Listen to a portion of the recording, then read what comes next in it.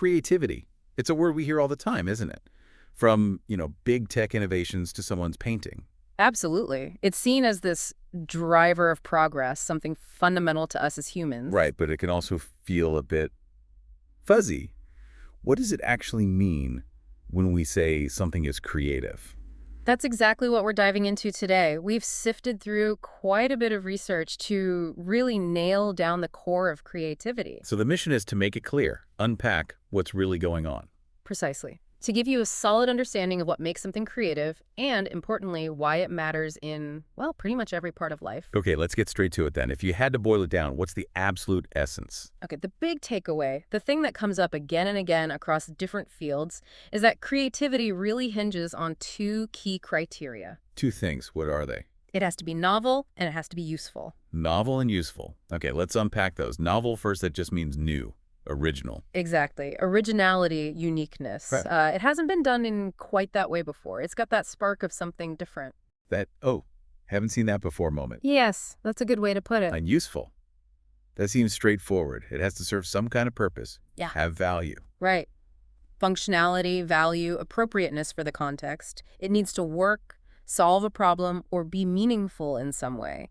Some people even describe it as surprising and appropriate. Surprising and appropriate, huh? Yeah, it highlights both the novelty and the fit. It kind of reminds me of the U.S. Patent Office criteria.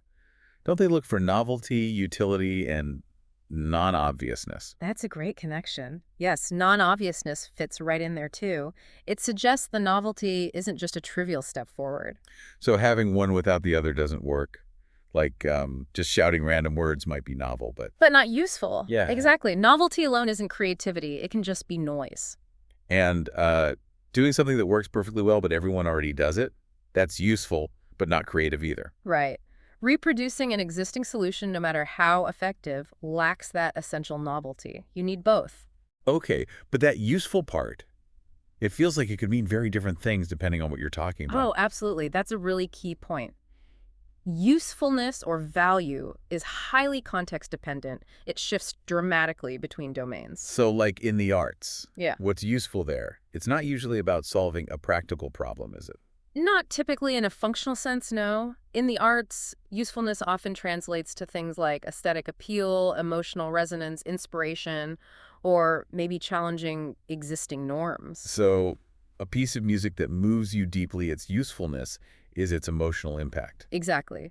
Or a painting that offers a completely new way of seeing something. That's its value. Okay.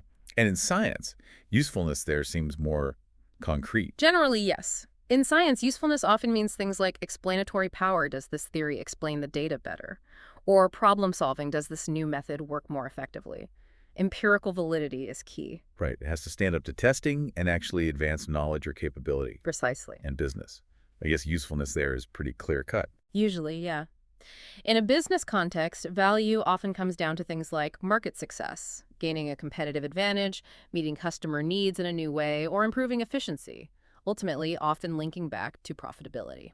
So judging creativity really requires someone who knows the ropes in that specific area, doesn't it? Almost always. Domain-specific expertise is often crucial. You need someone who understands the current standards, the existing solutions, the relevant problems, to really gauge if something is genuinely novel and appropriately useful within that context. Okay, that makes sense. Now, what about the idea itself? If I have this brilliant, novel, potentially useful idea just bouncing around in my head, is that creativity yet? That's a great question. Most definitions emphasize the importance of production or manifestation. The idea needs to be developed into something perceptible. Ah, so it needs to come out, be made tangible or communicated somehow. Exactly. Think about the verbs often used: to produce, to make, to generate, to develop. An idea floating in your mind is more like imagination. So imagination is the internal bit, and creativity is when you actually create something with it. That's a common way to distinguish them. The creativity happens when the idea is developed and shared, allowing its novelty and value to be assessed by others, or at least put into a form where it could be assessed. Got it. So that amazing, silent, self-stirring mug idea needs at least a sketch or a prototype before I can call it creative. Pretty much. That act of bringing it forth is key. Okay, so novel and useful are the pillars.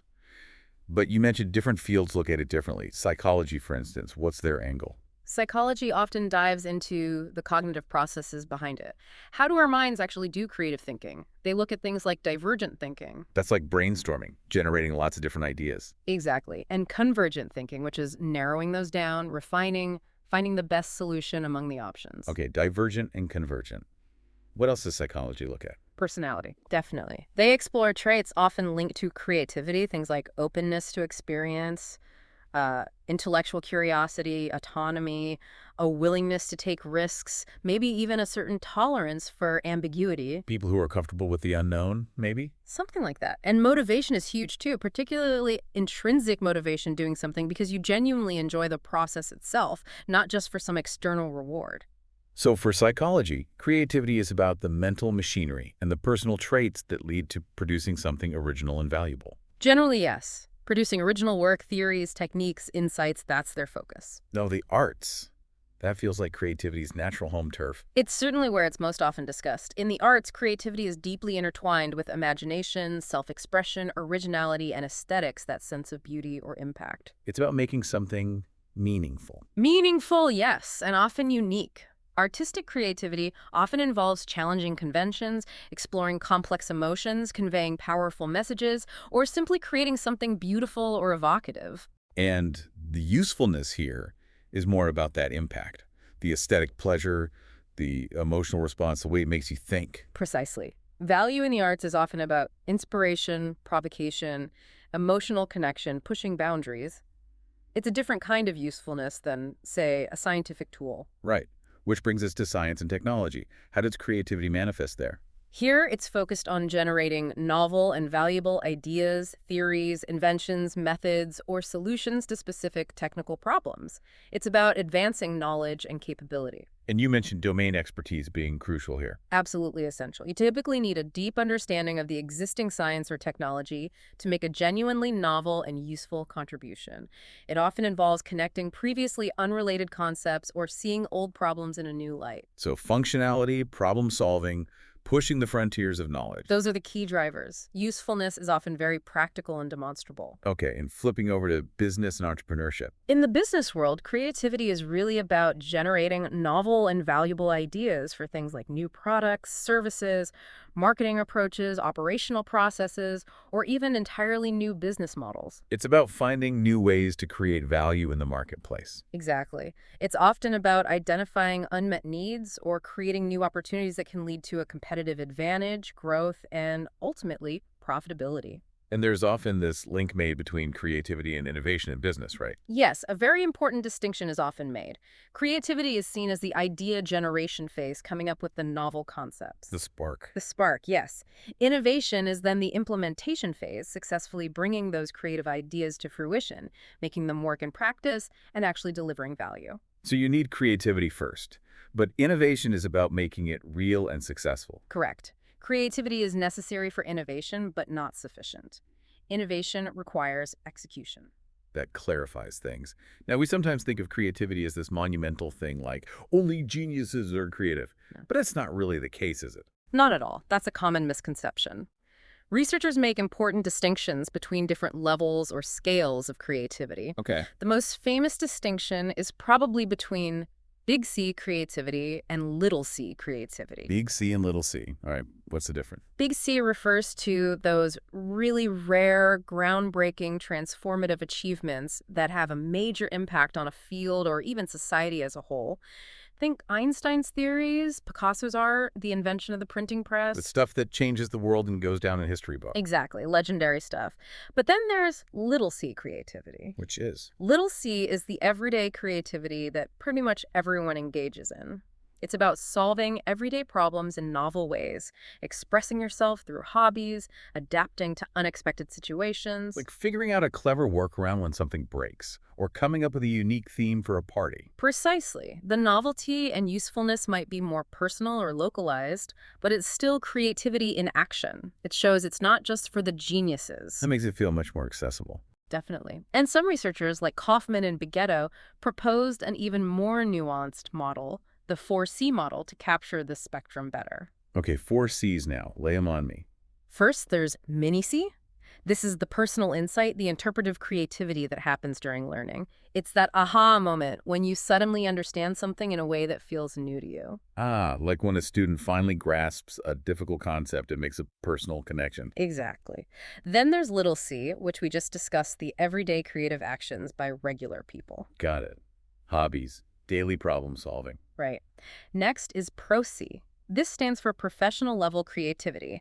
These are the people who are experts in their field, scientists, chefs, architects, programmers, who make recognized creative contributions within their profession, but maybe haven't reached that historical big C level. So skilled professionals doing consistently creative work in their domain. You got it.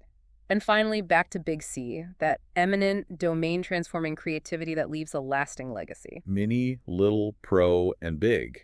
Yeah, and seeing it laid out like that really emphasizes that creativity is a continuum. It's relevant to all of us, from our personal learning moments to potentially world-changing breakthroughs. That's helpful. Okay, one last clarification point that often comes up. Creativity versus innovation versus invention. People use them interchangeably sometimes. They do, and it can muddy the waters, but they represent distinct, though related, concepts. So let's try and pin them down. Creativity first. As we've established, creativity is primarily about the generation of ideas that are both novel and potentially useful or valuable. It's the conception stage. The initial idea, the spark. Exactly. Now, innovation. That's making the idea happen. Yes, innovation is the successful implementation of creative ideas into practice. It's about taking that novel idea and turning it into something that actually delivers value in the real world, a new product, a better service, a more efficient process. It requires execution, resources, navigating challenges. So creativity is the seed, innovation is growing the plant and harvesting the fruit. That's a good analogy. And then there's invention. Where does that fit? Invention is typically about the creation of a specific novel device, method, composition, or process. It's often more concrete, the actual thing that's been created. Like inventing the light bulb or a specific chemical process. Yeah, exactly. An invention is often the result of creativity. It might be a crucial step towards innovation, but an invention itself isn't automatically an innovation. It has to be implemented successfully and create value to become an innovation. Right. Many inventions never become innovations because they aren't practical, or the market isn't ready, or they can't be scaled effectively. Okay, so creativity, idea generation. Invention, specific creation. Innovation, successful implementation, and value creation. You've nailed it. Creativity fuels invention and innovation, but they are distinct stages or outcomes. So wrapping this all up, creativity isn't some mystical force. It really boils down to bringing something into the world that's both new and has some kind of value or purpose. That's the heart of it. Whether it's a huge scientific leap, a clever solution to a daily annoyance, or a moving piece of art, it's about that blend of originality and appropriateness, of novelty and usefulness. It truly is a fundamental human capacity. Well, this has been incredibly clarifying. Really helps to cut through the buzzwords and get to the core. Thanks for walking us through it. My pleasure. And honestly, we've just skimmed the surface today, digging into the actual cognitive mechanisms, the different psychological theories, ways to actively cultivate creativity. There's so much more there. Definitely sounds like material for future deep dives. For sure. So, as we finish up, here's something for you, our listener, to think about. Consider the last time you genuinely came up with a novel solution or approach to something, whether it's a big challenge or a small, everyday puzzle. How did both the newness factor and the usefulness or appropriateness factor play a role in that moment feeling creative? Yeah, reflecting on that intersection in your own experience can be quite revealing. Absolutely. Give it some thought. And if you want to explore any of this further, definitely check out some of the research we touched upon. Until next time, keep those creative gears turning.